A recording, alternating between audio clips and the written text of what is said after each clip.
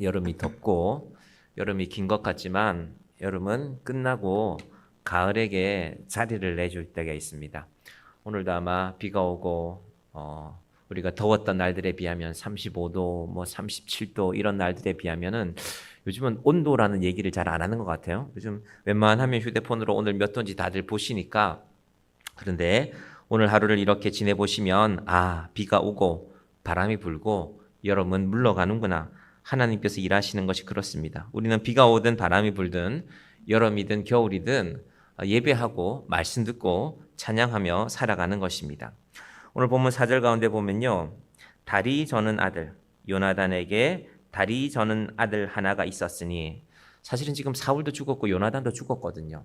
그런데 요나단이 남긴 아들 하나가 다리를 절게 됩니다. 근데 그 절게된 사연이 또 가슴 아픈 이야기가 있는데, 오늘은 제가 제 아버지 말씀을 잠시 드리면서 오늘 설교를 시작하겠습니다. 저희 아버지가 1944년생이셨는데 이제 살아계시면 80세를 조금 넘기셨을 텐데, 제가 신학대학원에 입학하고 2000년도에 돌아가셨습니다. 제가 그때 아마 30대, 20대 후반이었겠네요. 8월 중순이 되면 이제 돌아가신 지가 꼭 25년이 되는데, 1950년 한국 전쟁은 많은 아픔을 남겼죠. 전쟁에 참여해서 전사한 분들도 계시고 그 가족들도 계시고, 또 전쟁 고아가 되어서 부모를 잃은 분들도 계시고, 또 전쟁 중에 자식을 잃고 평생 찾지 못하고, 우리 1980년대 초반에 이산 가족 찾기 할 때 온 국민이 울었지 않습니까? 전 세계에 방송되어서 또 전 세계 사람들이 울었습니다. 그 많은 아픔 가운데 하나는 아마 저희 아버지에게도 해당이 되는 것 같습니다. 당시 할아버지가 학교 선생님이었는데 피난을 많이 왔죠. 부산에 살고 계셨는데, 그래서 부산에 있는 토성동에 있는 한 초등학교 사택에 살았는데, 나중에 제가 어디 기사를 보다가 알게 됐습니다. 그때 그 당시에 그 초등학교요 학생들이 무려 7,000명이 다녔습니다. 여러분, 7,000명이 다니는 학교 상상해 본 적 있나요? 3부로 수업했습니다. 아침 8시부터 나와서 12시까지, 그리고 오후 점심때 나와서 12시에 나와서 4시까지, 3부는 이제 오후 4시부터 저녁 8시까지. 이제 전기가 들어오면 불을 켜놓고 공부하고, 아니면 또 전기 안 들어오는 날은 불을 못 켜면 공부 못하고, 이렇게 그 초등학교가 7,000명이라는 학생이 몰려들었으니 뭘 제대로 씻을 수가 있고 뭘 제대로 먹을 수가 있었겠습니까? 그러니 전염병이 많았죠. 50년 겨울에는 우리나라의 공식적인 통계 가운데 폐렴이 유행했습니다. 특히 부산에 유행했습니다. 많은 사람들이 몰려들었으니까 제대로 씻어야 병이 안 걸리죠. 제대로 먹어야 몸이 건강해서 병을 이겨내는데 병을 이겨내지 못하니까. 저희 아버지가 그때 6살이었는데 콜록콜록 기침을 하는 걸 보고, 이제 저희 아버지랑 같이 살고 있던, 그러니까 아버지에게는 외삼촌들이 조카가 자꾸 기침을 하네. 그리고 목욕탕을 어느 날 한번 데려갔는데 등 뒤에 조그만 혹이 난 것 같더래요. 처음에는 염증인 줄 알고, 누님 이거 우리 조카 약 발라줘야 되겠습니다. 근데 그게 알고 보니까 폐렴균이 척추에 옮겨간 것입니다. 지금이야 강력한 항생제가 있어서 이 척추에 붙은 폐렴균을 잡아내는데, 또 척추까지 잘 옮겨가지도 않는데 폐렴균을 이 초기에 잡아내기 때문에, 그때는 그렇게 해서 척추에 폐렴균이 옮아서 소위 말하는 곱추가 되신 분들이 많습니다. 저희 아버지는 장남이기도 했고 장손이기도 했는데 등이 굽어졌죠. 낫게 하시려고 한 7, 8년 가까이를 병원에 입원해서 수술을 하는 방법은 없는가, 어떻게 좋은 약을 쓸 수 없는가 했는데 잘 되지 않았습니다. 그래서 아마 고등학교를 남들보다 한 2, 3년 늦게 졸업하셨을 것입니다. 그러고 나서 이제 아버지는 등이 굽은 채로 평생을 사시게 되었죠. 근데 저희 할머니하고 저희 정조 할머니가, 제가 어렸을 때는 저희 할머니는 돌아가신 지가 뭐 그리 오래되지도 않았는데 두 분이 다 살아 계셨거든요. 가끔 두 분이 저한테 저희 아버지 얘기를 해요. 너희 아버지가 어릴 때 이랬다 저랬다, 뭐 인물이 좋았다. 제가 아버지를 안 닮아서 인물이 안 좋다는 얘기를 하는 건지는 모르겠지만, 그리고 어떤 분들은 뭐 제 얘기지만 저희 아버지를 젊을 때 보신 분들, 야, 안성기 닮았다, 안성기라는 배우를 닮았다. 뭐 저하고는 좀 거리가 먼 얘기지만 어쨌든 자기 아들이, 자기 손자가 등이 굽었으니까 저희 증조 할머니가 그런 얘기 했던 적이 있어요. 내가 너희 아버지를 어디 좀 혼처를 좀 해서 말하고 싶었는데, 우리 장손이 인물은 좋은데 몸이 좋지 않습니다라는 말을 하기가 싫어서, 저희 증조 할머니는 이 중매 많이 하신 분이거든요. 그래서 혼처도 얘기한 적이 없다. 정작 내가 교인들은 많이 혼사를 시켰는데 내가 너희 아버지 얘기를 못했다. 그분이 어느 날 그런 말씀을 하시더라고요. 제가 어릴 때였는데, 자식을 소개해야 되는데 이 손자를 얘기해야 되는데 우리 손자가 몸이 불편하다. 이건 큰 아픔입니다. 근데 오늘 나오는 이 이스보셋도 이 무비보셋도 마찬가지인데 무비보셋을 한마디로 소개하는데 다리 저는 아들이라고 그렇게 말하고 있습니다. 가슴 아픈 이야기죠. 근데 이 가슴 아픈 이야기를 통해서 하나님은 우리에게 은혜를 보여주십니다. 자, 지금 사울의 집안이 어떻게 되고 있습니까? 점점점 약해져 가고 있습니다.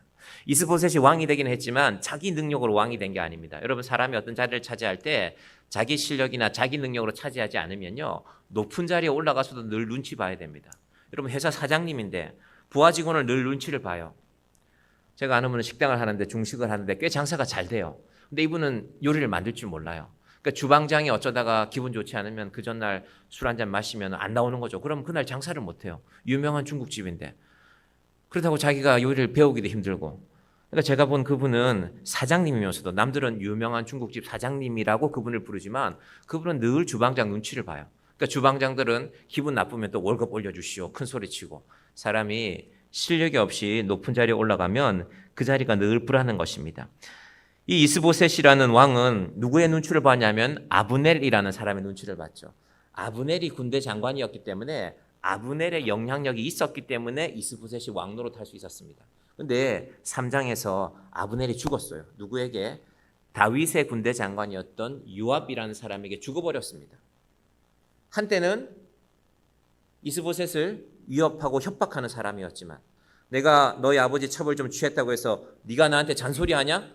내가 지금 개머리로 보이냐? 이런 말까지 했지 않습니까? 하지만 그런 아브넬이었지만 아브넬이 죽고 나니까 자, 4장 1절 보시면 이렇습니다. 사울의 아들 이스보셋은 아브넬이 헤브론에서 죽었다 함을 듣고 손에 맥이 풀렸고, 손에 맥이 풀렸다. 이 사람 아직 나이가 얼마 되지 않았거든요. 겨우 40인데 손에 맥이 풀렸으니 내 인생은 이제 끝이구나.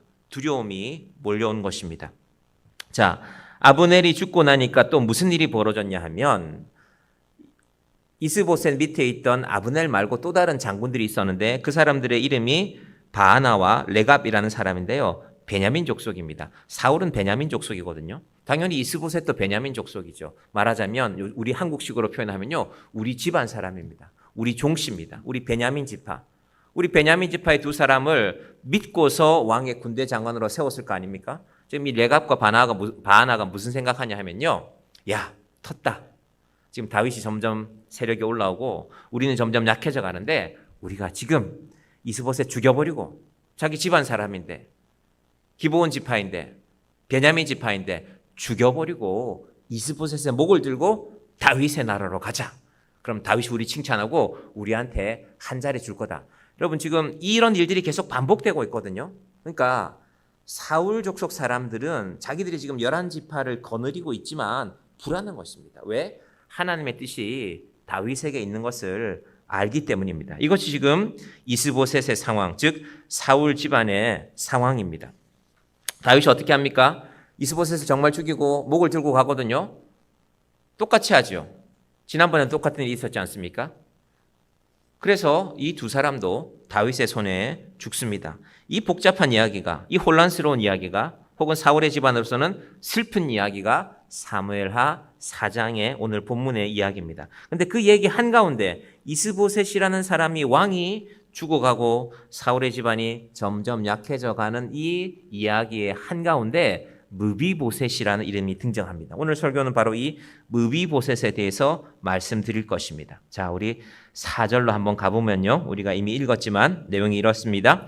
사울의 아들 요나단에게 다리 저는 아들이 하나 있었으니 이름은 무비보셋이라. 전에 사울과 요나단이 죽은 소식이 이스라엘에서 올 때에 그의 나이가 5살이었는데 그 유모가 안고 도망할 때에 급히 도망가다가 아이가 떨어져 절개되었더라 라고 말씀합니다. 전쟁이 났습니다. 이 무비보셋을 기준으로 하면 자기 할아버지 사울도 죽고 자기 아버지 요나단도 죽는 아주 슬픈 전쟁입니다. 그 소식이 들려오니까 이제 왕과 왕자가 죽었으니까 이 무비보셋은 왕자의 아들이니까 왕의 손자니까 당연히 적들이 와서 찾을 거 아닙니까? 사울 가족부터 찾아내라. 그게 전쟁 아닙니까? 왕부터 없애는 것입니다. 그래야 다시 일어서지 못하니까. 그러니까 급히 안고 유모가 도망가다가 5살짜리 아이인데 얼마나 급히 도망갔으면 아이를 땅에 떨어뜨리는데 아이가 제대로 서지도 못하고 발을 절게 되었다. 다리 근육이나 혹은 뼈를 크게 다쳤다라는 것입니다. 이것이 무비보셋에 대한 소개입니다. 슬픈 이야기죠. 아버지라도 살아있으면 좀 괜찮죠. 아버지가 돌볼 수가 있으니까 아이고 우리 아들 다리를 다쳤구나. 이 아버지가 돌볼게. 혹은 할아버지라도 계시면 아이고 내가 왕인데 우리 손주 다리 다쳐도 괜찮다. 내가 너 평생 걷지 못해도 너 옆에 붙일 사람, 너를 도울 사람 붙여줄게. 염려하지 마라. 그러면 좋은데 아버지도 없고 할아버지도 없는데 이 아들은 다리를 절게 되었습니다. 이것이 지금 오늘 본문의 상황입니다. 아무도 도와줄 사람이 없고 거기에다가 또 누가 죽었다고요? 이스보셋이 죽었잖아요. 무비보셋에게는 삼촌뻘이거든요. 그래도 우리 삼촌이 살아계시니까 내가 다리를 절지만 내가 몸이 안 좋지만 그래도 우리 삼촌이 왕이니까 뭔가 믿는 구석이 있었는데 그 삼촌마저 지금 부하들에게 죽어버렸죠. 그러니까 이제 세상에 아무데도 기댈 데가 없는 인생이 될 것입니다.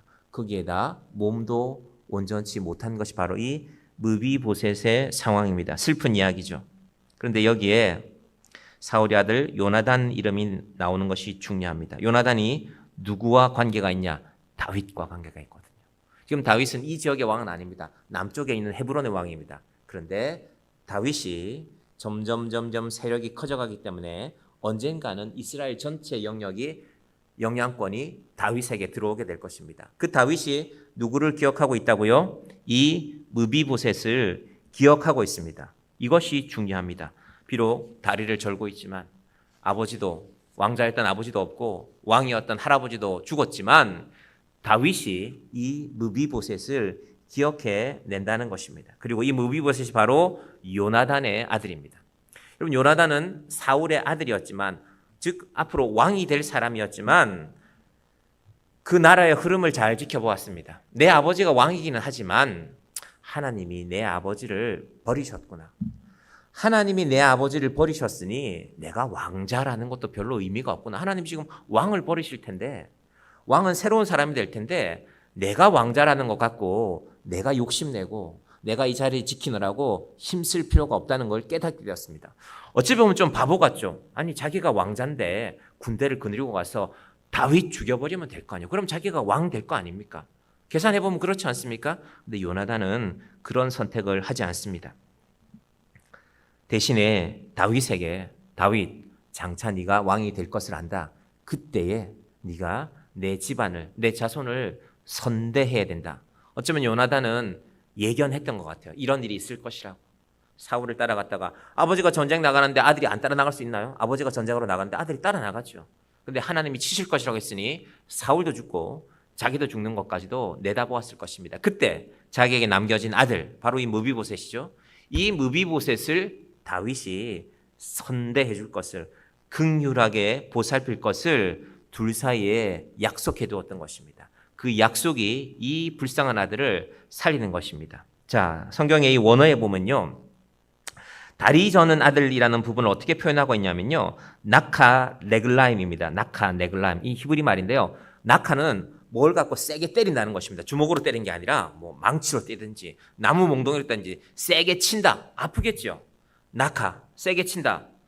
레글라임 양쪽 다리를 다 세게 쳤다는 말입니다. 즉 우리는 이 성경에서는 알 수는 없지만 다리를 전다는 것은 보통 우리 다리가 불편해도 한쪽 다리가 불편하잖아요. 그럼 나머지 한쪽 다리를 의지해서 살아가지 않습니까? 근데 지금 이 무비보셋은 나카 네글라임 양쪽을 다 세게 쳤다는 것입니다. 땅에 디딜 때 양쪽을 다 충격을 받아서 양쪽 다리를 다 제대로 쓰지 못한다. 그럼 한쪽 다리를 쓸 때보다 더 비참해지죠. 이것이 바로 무비보셋의 이야기입니다. 너무 가슴 아프죠. 할아버지가 왕이었는데 아버지가 왕자였는데 다 죽고 자기만 남았는데 그리고 지금 이 사람 나이가 몇 살이냐면요. 다쳤을 때 5살이었거든요. 지금 이때쯤을 계산해 보면요. 약 7년이 지났습니다. 그럼 지금 나이가 12살, 소년이죠. 초등학교 5학년, 우리나라로 치면 초등학교 6학년. 아직 다 자라지도 못했는데 뼈가 성치 못하고 다리가 성치 못하고 제대로 걷지도 못하고 도대체 상상해 볼 수 있습니다. 누가 밥을 챙겨줬을까? 여러분 사울이 죽었는데 이스보셋이 죽었는데 누가 이 아이를 챙겨주겠습니까? 내가 챙겨줘봐야 아무도 나한테 보상해줄 사람이 없는데 어느 좋은 사람이 챙겨주겠습니까? 굶었을지도 모릅니다. 초라한데 어디 구석에 처박혀서 아마도 구걸하며 살아갔을 수도 있습니다. 그거는 말하고 있지 않지만 이것이 바로 무비보셋의 인생이었습니다. 여러분, 그런데 이 사람의 이름, 무비보셋의 이름이 참 재미있습니다. 이쯤 되면 인생이 참 비참하지 않습니까? 그러면 부끄러운 이름을 가져야 맞는데 무비보셋이라는 이름의 뜻은요, 부끄러움을 없애는 남자입니다.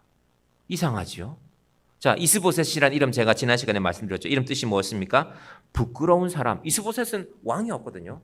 이스보셋을 나타내는데 보면 그가 몸이 아프다는 기록이 없습니다. 건강했습니다. 나이도 40살. 남자로서 제일 활력 있을 때 아닙니까? 그런 이름이 이스보셋이었는데 정작 이스보셋 그 사람은 부끄럽게 살다가 죽었습니다. 왕이 될 능력도 안 되는데 아브넬에게 기대어서 왕을 하다가 2년 만에 누구한테? 부하들한테 죽었습니다. 그러니까 이스보셋이라는 이름의 뜻은 부끄러운 사람이라는 뜻인데 정작 그 사람은 무비보셋에 비교하면 훨씬 상황이 좋았습니다. 그래도 왕을 했잖아요. 그런데 이 무비보셋의 이름의 뜻은요, 부끄러움을 없애는 남자 혹은 부끄러움을 없애는 사람인데 이게 말이 됩니까? 아무도 돌봐줄 사람 없고 두 다리도 쓰지 못하는데 어째서 그 이름이 무비보셋, 부끄러움을 없애는 남자일까? 하나님이 개입되기 때문입니다. 하나님이 다윗을 통해서 너의 그 부끄러움을 없애주겠다는 것이 바로 이 무비보셋이라는 이름의 뜻입니다. 상황과 이름이 정반대죠. 무비보셋이 부끄러운 남자가 되고 이스보셋은 부끄러움이 없는 남자가 되어야 될 텐데 이름과 상황이 반대입니다. 여러분, 우리는 항상 상황을 먼저 봅니다. 그래서 어떤 사람 보면 저 사람이 옷은 뭘 입었나, 혹은 요즘 사람들은 차를 많이 타니까 차는 뭘 타고 왔나, 저 사람의 배경이 어떤가, 저 사람 뒤에 누가 있나, 공부는 얼마나 했나, 우리가 이런 거 따져보지만 하나님이 일하시는 방법은 우리가 보는 이야기들과 다릅니다. 우리는 영웅의 이야기에 심취하죠. 뭐 삼국지, 뭐 수호지, 어렸을 때 그런 이야기 혹시 좋아하셨는지 모르겠습니다. 거기 보면 수많은 영웅들이 나오죠. 야, 나도 이런 영웅 호굴처럼 살아야지. 제가 고등학교 때만 해도 그 무협지를 항상 끼고 사는 친구들이 있었거든요. 그래서 혼자서 막 하늘을 날아다녀요. 공부는 바닥인데 마음은 항상 하늘을 날아다녀요. 그래서 마음이 웅장해요. 그 수호지 같은 거를 날마다 읽으니까 막 수십 분 읽었으니까. 그런데 성경의 이야기는 그런 영웅이 주인공이 되는 이야기가 아닙니다. 성경의 이야기의 핵심은 하나님이 누구신가? 하나님이 우리에게 무엇을 보여주시는가? 여기에 성경의 핵심이 있습니다. 무비보셋의 인생을 보면 도무지 희망이 없지 않습니까? 도대체 이 사람 어떻게 할까? 건강하지도 못하고 배경도 없고 도대체 이 사람 앞으로 어떻게 살아갈까? 하나님이 개입하시면 달라지는 것입니다. 우리가 볼 때는 다리도 절고 배경도 없고 자기 힘으로 서지도 못하고, 그런데 이 사람이요, 이 건강하지 못한 것 때문에, 이 힘이 없는 것 때문에 죽을 뻔한 위기에서 살아납니다. 12살이라고 했죠. 아직 나이가 어리기 때문에. 만약에 20살이나 30살쯤 됐으면 또 몰라요. 아직 나이가 어리기 때문에 그가 살아납니다. 여러분, 하나님께서 세상에서 힘이 있는 사람들, 이름 있는 사람들, 유명한 사람들을 통해서 뭔가를 하시는 것 같지만 무비보셋을 잘 보면 하나님은 어떤 사람을 쓰시는가? 연약한 사람을 살리시고 연약한 사람을 쓰십니다. 여러분도 혹시 내가 지금 건강도 좋지 않고 내 상황도 좋지 않고 내가 내 마음대로 할 수 있는 게 없다고, 내가 이 갑갑한 상황 가운데 있다고 혹시 그렇게 생각하십니까? 오늘 이 무비보셋을 잘 보시기를 바랍니다. 그 무비보셋을 세우시고 다윗에게 긍휼을 입히셔서 부끄러움을 없게 만드시는 하나님, 여러분 이것이 복음 아닙니까? 복음이 이런 것 아닙니까? 복음이 내 실력이 있어서, 내 경쟁력이 대단해서, 내가 이런 학교를 졸업해서 내가 세상에 부러울 것 없다, 그래서 나는 좋은 대우를 받는 것이 당연하다, 여기에 복음이 들어갈 자리가 어디 있습니까? 예수님 들어갈 자리가 없잖아요. 하나님 들어갈 자리가 어디 있습니까? 내가 다 한 것인데. 제가 언젠가 말씀드렸죠. 주일 설교에서 내가 부모로서 내 자식을 위해서 내가 이런 선택을 하고, 내가 좋은 수학학원을 보내고, 내가 좋은 걸 뭘 배우게 해서 너를 세상에 이름 나게 하고, 내가 너를 콩쿨대도 내보내서 장려상, 이 최고상도 받게 하고, 그래서 네가 이렇게 산다. 만약에 자식을 그런 눈으로 바라보면 그 자식을 딸이라면 그런 아까운 딸을 누구한테 시집 보낼 수 있습니까? 아들이라면 그런 아들을 누구한테 장가 보낼 수 있습니까? 아까워서 못 보내지 않습니까? 복음이란 무엇일까? 복음이란 내가 인정받을 만한 것이 아무것도 없는데, 내가 구원받을 만한 아무런 자격이 없는데 하나님이 나를 살려주는 것이 구원입니다. 저희 아버지 얘기 잠깐 더 하면 1960년대 우리나라의 유명한 목사님 가운데 강원영 목사라는 분이 계셨답니다. 저희 아버지가 이렇게 병원에 오래 계셨지만 할아버지가 이제 학교에서 국어를 가르쳤기 때문에 학교 도서관에서 또 도서관 관장을 하셨대요. 그래서 학교에 책이 들어오면 일단 이렇게 마지막 직인을 찍기 전에, 도서관에 넣기 전에 아버지한테 잠깐 갖다 주면 그냥 하루에도 몇 권씩, 일주일에 수십 권의 책을 그렇게 읽어내셨대요. 그래서 이제 책을 읽다 보니까 기독교에 관련된 책도 읽고, 그 중에 이제 강원영 목사님의 책을 많이 읽어보셨던 것 같아요. 이분이 이제 갑자기 이름 기억나네. 서울 경동교회인가요? 그 교회를 섬기시던 분이었는데, 어느 날 이분을 한번 찾아갔대요. 20대 초반에. 제가 몸이 이러한데 제가 신학책은 많이 읽었습니다. 내가 몸이 이렇게 건강하지 못하지만 신학책을 읽고 이 신학에 관심이 많은데 내가 목회자의 길을 가는 건 어떻습니까? 하고 아버지가 한번 이분 찾아가서 물어봤대요. 근데 그분이 레위기를 아마 인용하시면서 그랬던 것 같아요. 레위기를 봐라. 제사장이 되는 사람들은 온전한 것을 드리는 것이다. 당신은 온전하지 못하기 때문에. 아마 요즘 같으면 강원영 목사님 욕을 좀 들었을 거예요. 그런 얘기 했다면. 그런데 아버지는 어쨌든 이분이, 내가 그래도 그분 책을 여러 권 읽고 그분을 존경해서 찾아가는데 그분이 한 얘기니까 이제 목회자의 길은 가지 않게 되셨고 평범하게 사셨죠. 그러면서 이제 교회를 섬기면서 장로님으로 살아가셨습니다. 근데 곰곰이 생각해 보면 요즘에야 제가 깨닫는데 우리 아버지의 인생은 어떤 의미가 있을까? 저희 아버지 동생들은 뭐 그중에는 공부를 좀 많이 하신 분도 있고 뭐 젊어서 좀 사업을 하신 분도 있는데, 그분들은 공부하느라고 뭐 사업하느라고 아마 신앙생활을 등한히 한 적이 있는데, 지금 생각해 보니까 그 동생들을 위해서 늘 기도하신 것 같아요. 그래서 감사하게도 지금은 다는 아니지만 그래도 동생들이 이 약한 아버지를 보면서, 약한 형님을 보면서 신앙생활 하실 수 있는 그런 역할을 하지 않으실까. 자, 사울의 가문은요 하나하나 죽어갑니다. 사울도 죽고 요나단도 죽고, 요나단 1, 2, 3번 아들 다 죽었죠. 이스보셋은 넷째 아들인데 4번도 죽었죠. 하나하나 죽어가고 있는데요, 아무도 살아나는 사람이 없는데 왜 죽었을까요? 한번 생각해 보십시오. 사울이 전쟁터에 데려나간 세 아들이 있습니다. 왜 데려나갔을까요?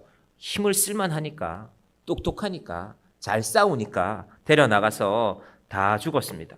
사울의 신하들도, 아브넬, 사울의 군대 장관 중에 제일 쓸만한 사람이었거든요. 그도 죽었습니다. 왜? 힘이 있었으니까. 힘이 있었으니까 힘 자랑을 하다가 죽는 것입니다.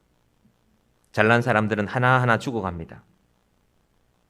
이제 사무엘하 1장이 바로 그 얘기입니다. 사무엘하 전체가 사울과 관련된 사람들이요 하나하나 죽어가는 이야기가 바로 사무엘하인데, 그 중에 살아남는 사람이 있습니다. 바로 이 므비보셋입니다. 여러분, 하나님은 어떤 사람들을 살리실까요? 자기의 연약함을 아는 사람들을 살리십니다. 내가 강하고 내가 힘이 있고 내가 잘하고 하는 사람들은 어느새 하나님의 은혜의 자리에서 멀어져 있음을 깨닫습니다. 그런데 내가 부족하기 때문에 이 수요일 저녁에도 나와서 말씀 듣고 하나님 말씀에 귀 기울이고 내가 부족한 걸 알기 때문에 내가 그래도 예배라도 한 번 더 드려야지, 그 마음을 지닌 분들을 살려가는 것입니다. 결국 다윗도, 왜 하나님이 다윗과 끝까지 함께 하시는가? 실수가 많은 인생인데 왜 하나님은 다윗과 끝까지 함께 하실까? 곰곰이 다윗의 인생을 살펴보면요, 다윗이, 사실은 다윗도 자랑할 건 많지요. 골리앗도 물리쳤고 노래도 잘 짓고 찬양도 잘하고 악기도 잘 다루고. 그런데 다윗이 자기 위세나 자기 실력을 자랑한 것이 아니라, 하나님, 내가 실수가 많은 인생입니다. 내가 연약한 인생입니다. 여호와께서 나의 목자가 되어주셔야 됩니다. 여호와가 나의 목자가 되시면 나는 부족함이 없습니다. 나는 부족한 인생이지만 하나님이 나의 목자가 되어주시면 나는 부족함이 없는 인생이 될 것입니다. 다윗에게 있어서 바로 이 모습이 하나님을 닮았습니다. 긍휼함이 있거든요. 내가 부족함을 알기 때문에 다른 사람을 바라볼 때도, 저분에게 저런 아픔이 있구나. 바로 그 다윗이 다른 사람을 긍휼히 여기는 마음을 하나님이 사랑하셨습니다. 여러분, 하나님 믿는데 우린 세상에서는 자랑이 많으면 좋지요. 내가 이것도 잘하고 저것도 잘하고 우리 애가 공부도 잘하고 이렇게 해서 세상에서 인정받고, 그럼 그런데 때로는 그 자랑이라는 것이요, 긍휼을 잃어버리게 만듭니다. 한번 잘 생각해 보십시오. 내가 자랑이 많은데, 내가 자랑할 게 너무 많아요. 내가 집안도 좋고 내가 이렇고 저렇고 이렇고 온 세상이 다 나를 알아주는데 하나님의 긍휼이 들어갈 자리가 어디 있습니까? 내가 부족한 걸 알아야 긍휼이 들어가죠. 하나님, 제가 뭘 좀 갖고 있다고 해도 이거 아무것도 아닙니다. 하나님, 이거 하루면 다 날아나갈 것입니다. 욥기를 보면 우리가 그걸 볼 수 있지 않습니까?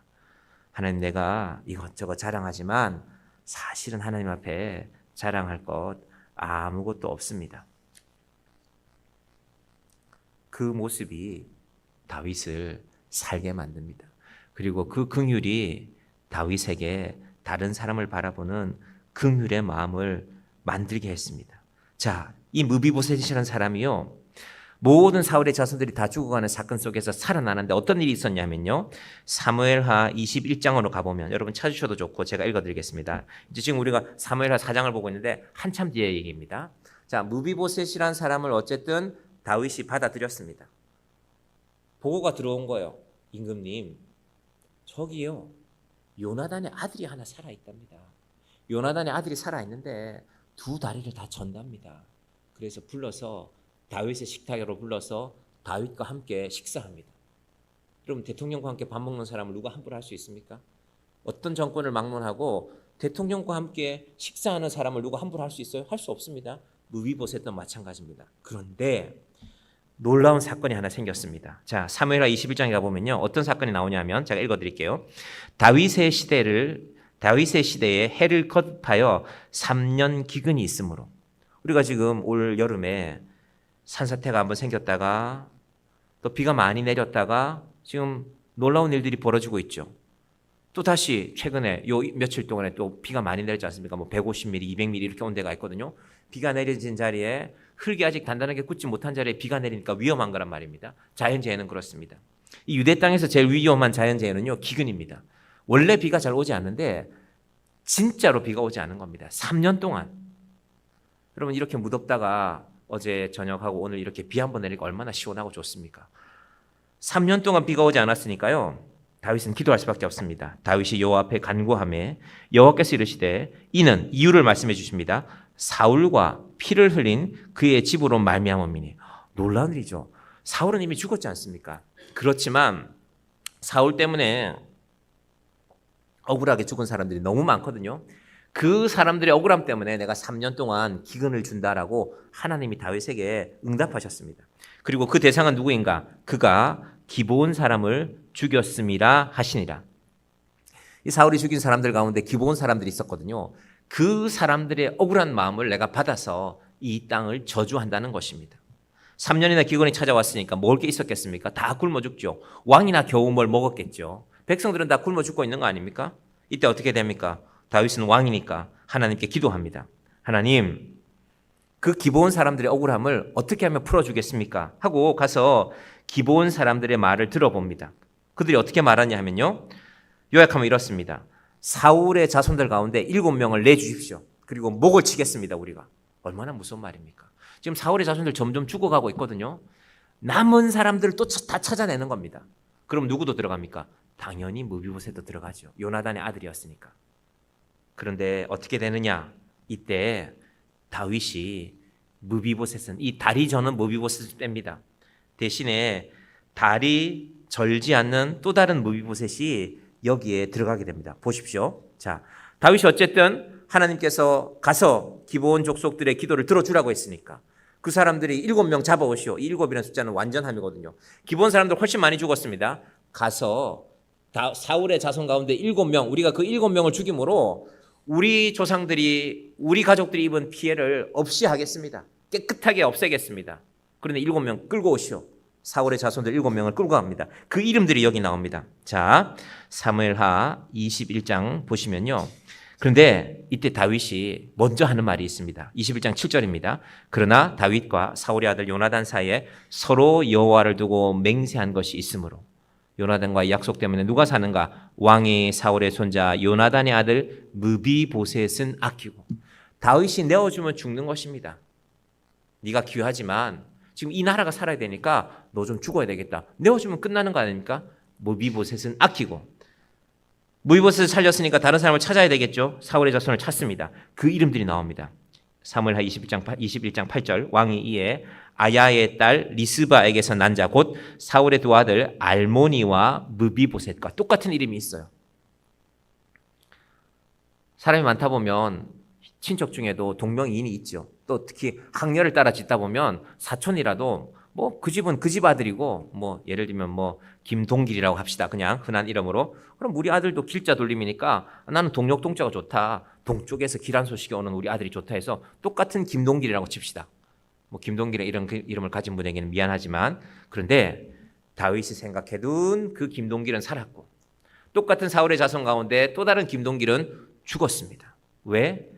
다윗의 긍휼, 하나님의 긍휼을 잊지 못했기 때문에. 또 나옵니다. 사울의 딸 메랍에게서. 자, 원래는요 사울의 자손 중에는요 사울의 아들 중에서 골라오는 게 순서가 맞습니다. 우리도 그렇잖아요. 뭐 친척이 있고 본가가 있고 외가가 있는데 본가 사람들을 먼저 잡아와야죠. 우리말로 하면 김씨들 먼저 잡아와라, 박씨들 먼저 잡아와라 이랬는데 이 무비보셋은 요나단의 아들이니까 아마도 순서로 따지면 제일 첫 번째였을 거예요. 사울의 큰아들의 아들이니까, 즉 장손이니까 무비보셋은 살립니다. 그리고 다른 사람들도 잡아갑니다. 메랍의 아들들이 이렇습니다. 무올라 사람 바르실레의 아들 아드리엘의 5 아들을 붙잡아. 엄청난 이야기죠. 사울의 외손자 5명이 한 집안 한 형제들인데요. 5명이 한꺼번에 죽습니다. 이런 끔찍한 일이 벌어집니다. 누구를 살리기 위해서? 무비보셋을 살리기 위해서. 자, 그랬더니 그 결과가 이렇습니다. 사무엘하 21장 9절에 그들을 기브온 사람의 손에 넘기니 기브온 사람이 그들을 산 위에서 여호와 앞에 목매어 달매 그들 7사람이 동시에 죽으니. 무섭고 끔찍한 일이죠. 근데 그 무섭고 끔찍한 일 가운데서 다윗의 근본적으로는 하나님의 긍휼하심을 입은 무비보셋이 살게 됩니다. 죽은 때는 곡식 베는 첫날 곧 보리를 베기 시작하던 때더라. 이게 헛말이 아니라는 겁니다. 때까지 분명히 하고 있습니다. 여러분 거짓말 할 거면요, 특히 거짓말은요 때를 숨기면 됩니다. 법에서 증거로 채택하지 못하는 것이 그래 그런 일이 있었는데 그게 언제였는데 시점이 분명하지 못하면 증거로 채택되지 못합니다. 판사가 인정하지 않습니다. 그게 언제 있었던 일인지 모르잖아. 네가 돈을 주기는 줬는데 그걸 언제 줬는지도 모르잖아. 그런 일이 있기 훨씬 전에 줬으면 그건 의미 없는 거고, 그런 일이 있고 나서 준 것이 분명하다면 너는 죄를 물어야 되는데 때가 없으면 증거로 삼지 못하는 것입니다. 자, 이렇게 해서 사울의 왕족, 사울의 자손 7명이 죽임을 당합니다. 여러분 그런데 만약에 이 무비보셋이요, 다윗이 무비보셋을 뺀 건 다 할 거 아닙니까? 요나단의 아들인데 모르겠습니까? 기본 사람들이 바보가 아닌데. 근데 만약에 이 무비보셋이 다리가 아프지 않고 건강하고 칼을 잘 다루고 창을 잘 다루고 머리가 똑똑한 사람이면요 기본 사람들이 무비보셋 살려두라고 할까요? 다윗 임금님, 무비보셋은 왜 살려주는데 왜 그럴까요? 앞으로 복수할 수 있잖아요. 저 무비보셋이 자라서 군대를 길러서 우리를 복수하면 또 피를 흘린 일이 있을 것인데, 근데 가만히 보니까 저 무비보셋이 힘이 없거든요. 제대로 그럴 수도 없습니다. 그래, 뭐 저 무비보셋 빼는 거는 우리가 이해한다. 무엇이 살리는 것입니까? 무비보셋의 연약함이, 그의 안타까움이 그를 살리는 것입니다. 여러분 이것이 성경이 말하는 은혜입니다. 여러분 우리는 자격이 있어서 살아남는 것입니까? 자격이 있어서 하나님의 은혜를 입는 것입니까? 오늘 성경에 나오는 복음도 마찬가지고요, 은혜도 마찬가지고 둘 다 특징이 있습니다. 자격이 없습니다. 왜 삽니까? 연약하기 때문에, 연약함을 인정하기 때문에, 연약함을 바라보는 다윗의 긍휼이 있기 때문에 무비보셋이 살아나는 것입니다. 여러분 우리도 마찬가지입니다. 우리의 속사람은 우리가 제일 잘 알지 않습니까? 저는 모릅니다. 저는 저 자신만 좀 알죠. 여러분은 여러분 자신이 알지 않습니까? 우리가 얼마나 연약한 사람인지, 우리가 얼마나 패역한 사람들인지 우리는 잘 알고 있습니다. 그런데 왜 우리를 살려두셔야 합니까? 우리가 하나님의 백성이 되고 왜 하나님의 소유된 백성이 될 수 있을까? 다른 이들보다 뭔가가 대단해서가 아니라 하나님의 긍휼하심이 있기 때문입니다. 연약한 나를, 부족한 나를 하나님이 선택하셔서 우리를 살리시는 것입니다. 그것이 십자가이고 그것이 복음이고 그것이 오늘 본문에 등장하는 무비보셋이 살아나는 이유입니다. 그리고 또 하나 중요한 것이 있죠. 다윗의 맹세를 지키는 마음. 다윗이라고 왜 부담이 없겠습니까? 아무리 무비보셋이 불쌍해도 그는 사울의 자손입니다. 요나단의 아들입니다. 죽이셔야 됩니다. 왜 이런 말하는 사람이 없었겠습니까? 근데 다윗은 그 모든 위험을 품고도 무비보셋을 끝까지 살립니다. 왜? 하나님 앞에서 요나단과 한 맹세가 있기 때문입니다. 자, 그러면 이제 말씀 정리하겠습니다. 우리는 어떻게 살아가야 될까? 하나님이 주신 긍휼하심을 입는 자들이 되기를 바랍니다. 내가 뭔가를 잘해서가 아니라, 내가 자랑이 많아서가 아니라, 내가 자랑할 것이 별로 없는데 하나님께서 나를 긍휼히 여겨주셨구나. 나는 전혀 사랑받지 못할 사람인데 하나님께서 나를 사랑해 주시는구나. 여러분, 그 하나님의 사랑을 입은 자로, 우리가 주일날 이름표를 좀 다는데 이 이름표는 먼저는 다른 분들 좀 알았으면 좋겠습니다. 그리고 그분들의 이름만 아는 게 아니라 그분들의 삶을 알고 하나님이 나를 긍휼히 여겨주셨다면 누군가를 바라볼 때, 우리가 누군가를 바라볼 때 왜 마음에 안 드는 일이 없겠습니까? 마음에 안 드는 일이 많죠.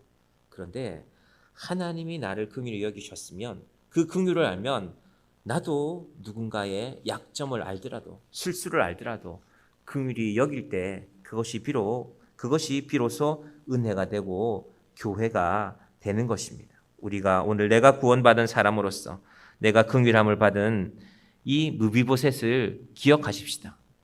우리는 사실 누군가 연약한 사람을 보면 아유 쯔쯔쯔 안 됐네 이럴 때가 많죠. 하나님이 보시기에는 우리가 다 그렇습니다. 가끔 저는 장애인 주차장을 보면 농담 반 진담 반으로 하는 말이 있습니다. 물론 장애인 주차장에는 아무나 세우면 안 되죠. 몸이 불편한 분들이 세워야죠. 다리가 불편한 분들, 그래서 제일 가까운 곳에 장애인 주차장을 마련해놓고 있지 않습니까? 그런데 다리가 불편한 분, 팔이 불편한 분만 장애가 아니라 사실은 우리는 다 이 마음의 장애가 있지 않습니까? 욕심도 많고 미움도 많고 분노도 많고 억울한 것도 많고. 그런데 하나님의 긍휼을 입었다면 이제 우리도 누군가를 바라볼 때 긍휼함으로 바라볼 수 있기를 바랍니다.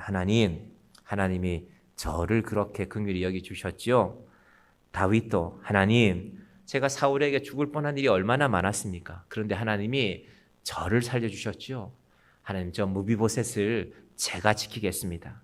저 불쌍한 인생을 하나님, 제 힘이 있는 한 지키겠습니다. 무비보셋이 나중에 다윗이 도망갈 때요, 어떤 일이 있었냐면 다리가 불편하니까 따라갈 수가 없잖아요. 그것 때문에 오해받습니다.